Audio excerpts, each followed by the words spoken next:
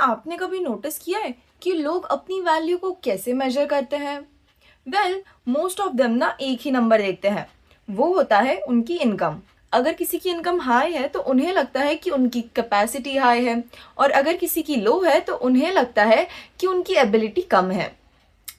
यहाँ ना एक सटल मिस्टेक होती है।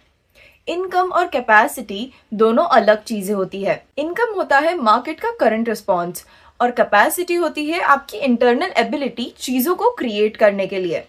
दोनों कनेक्टेड होते हैं लेकिन दोनों आइडेंटिकल नहीं होते हैं। सोचिए किसी की इनकम 3 लाख पर मंथ हो। अब उनकी कैपेसिटी तो 3 लाख तक हो सकती है, लेकिन क्या उनकी एबिलिटी 3 लाख की वर्थ है? हो भी सकता है, पर जरूरी नहीं। कभी कभी ना इनकम एनवायरमेंट ड्रिवन होती है, डिमांड साइकिल ड्रिवन होती है, डेस्टिनेशन ड्रिवन होती है, और टाइम ड्रिवन भी होती है।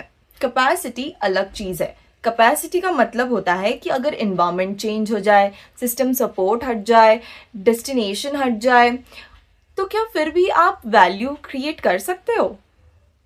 ये ना काफी अनकंफर्टेबल क्वेश्चन है, इसलिए ज्यादा लोग इसे पूछते ही नहीं है। क्योंकि इनकम विजिबल होती है एंड कैपेसिटी इनविजिबल होती है।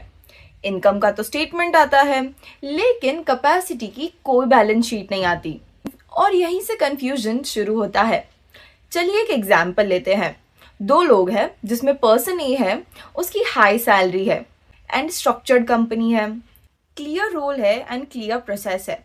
वहीं दूसरी साइड आता है पर्सन बी, जिसकी मॉडरेट सैलरी है, फ्रीलांसर टाइप है, मल्टीपल स्किल्स है और सेल्फ ड्रिवन लर्निंग है। अगर हम सरफेस पे देखें ना तो ए ज़्यादा सक्सेसफुल लगता है, लेकिन अगर इन्वायरमेंट कोलैप्स हो जाए, रोल रिमूव हो जाए, तो सस्टेन कौन करेगा? ये ना काफ़ी अनकंफर्टेबल क्वेश्चन है, इसलिए लोग इस पर ज़्यादा बात नहीं करते हैं। Income often reflects your current position, but capacity defines your internal position. Position environment driven होती है, लेकिन कैपेसिटी अर्नड होती है। यही एक और लेयर आती है कि कभी कभी इनकम ना आपके इन्वायरमेंट की लेवरेज से भी आती है। सोचिए अगर आप किसी बड़े ब्रांड के अंदर काम कर रहे हो तो आपकी इनकम में उसका वेटेज भी रिफ्लेक्ट होता है, एंड कई लोग इसी वेटेज को अपनी पर्सनल कैपेसिटी मान लेते हैं। इसी तरह एंटरप्रेन्योर्स भी कंफ्यूज करते हैं।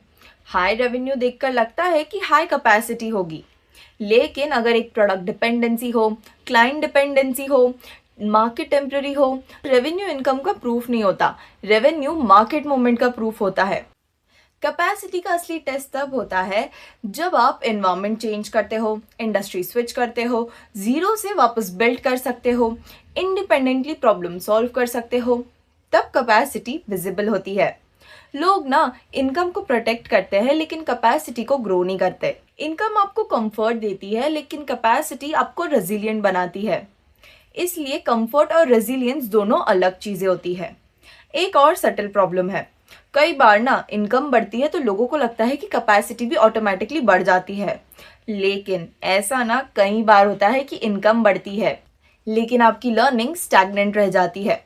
डेजिग्नेशन बढ़ती है लेकिन स्किल डेप्थ नहीं, रिस्पॉन्सिबिलिटी बढ़ती है लेकिन टेक्निकल शार्पनेस नहीं, और फिर 5 से 7 साल बाद जब शिफ्ट होता है ना तो आपको शॉक लगता है, मैं तो कमा रहा था, यस, लेकिन क्या बिल्ड कर रहे थे?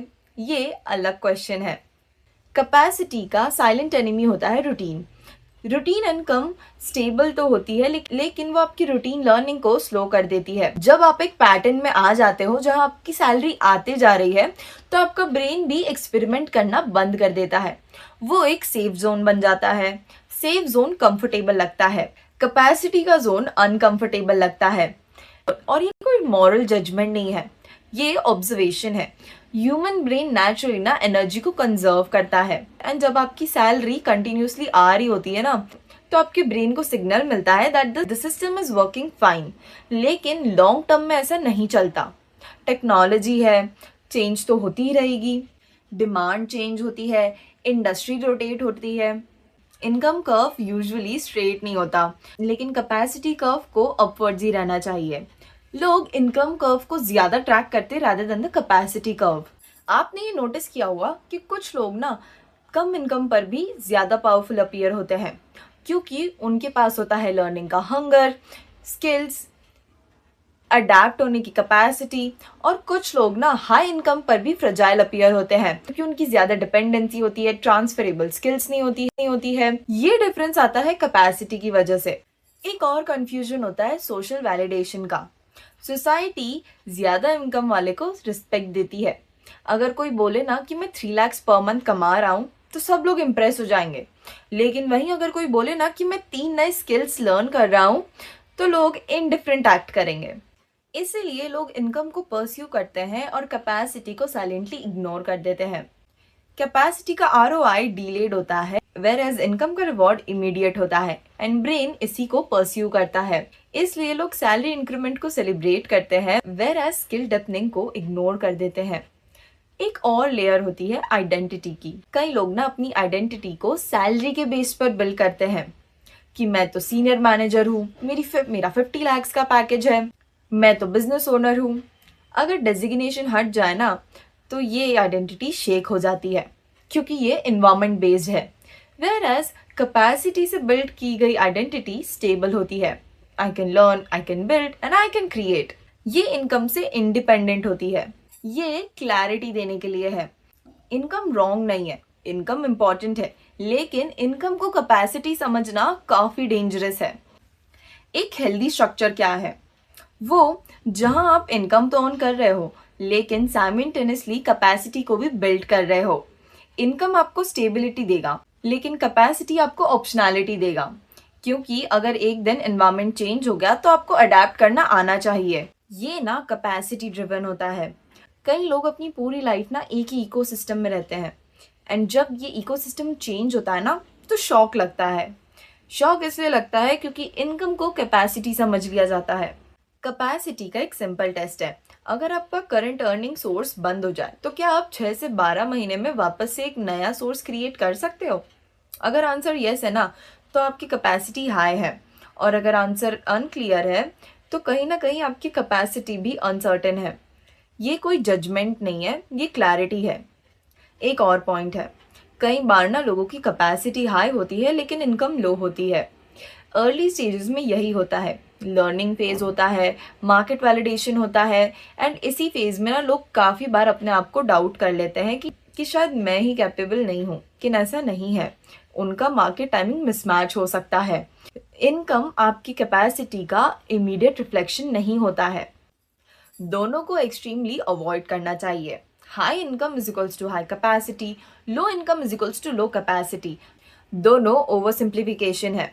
रियल मैच्योरिटी तब आती है ना जब इंसान अपनी इनकम को अपनी इंटरनल स्ट्रेंथ से अलग देखता है। इनकम को ग्रैटिट्यूड के साथ लो, लेकिन कैपेसिटी को डिसिप्लिन के साथ ग्रो भी करो। अगर आप सिर्फ इनकम पर फोकस करोगे तो आप रिस्क को अवॉइड करोगे, एंड अगर आप सिर्फ कैपेसिटी पर फोकस करोगे तो आप प्रैक्टिकल स्टेबिलिटी को इग्नोर करोगे। यहाँ भी दोनों में बैलेंस इंपॉर्टेंट है। फाइनल थॉट, मार्केट आज आपको रिवॉर्ड कर रहा है, कल किसी और को करेगा। इनकम डायनेमिक होती है, कैपेसिटी कंपाउंडिंग होती है। इनकम फ्लक्चुएट करती है लेकिन कैपेसिटी लेयर्स ऐड करती है।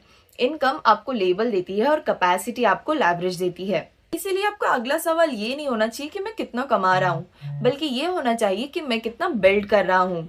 अगर आपकी इनकम ग्रो हो रही है और आपकी कैपेसिटी भी ग्रो हो रही है तो आप स्टेबल हो। लेकिन अगर आपकी इनकम ग्रो कर रही है और कैपेसिटी स्टैग्नेंट है तो आप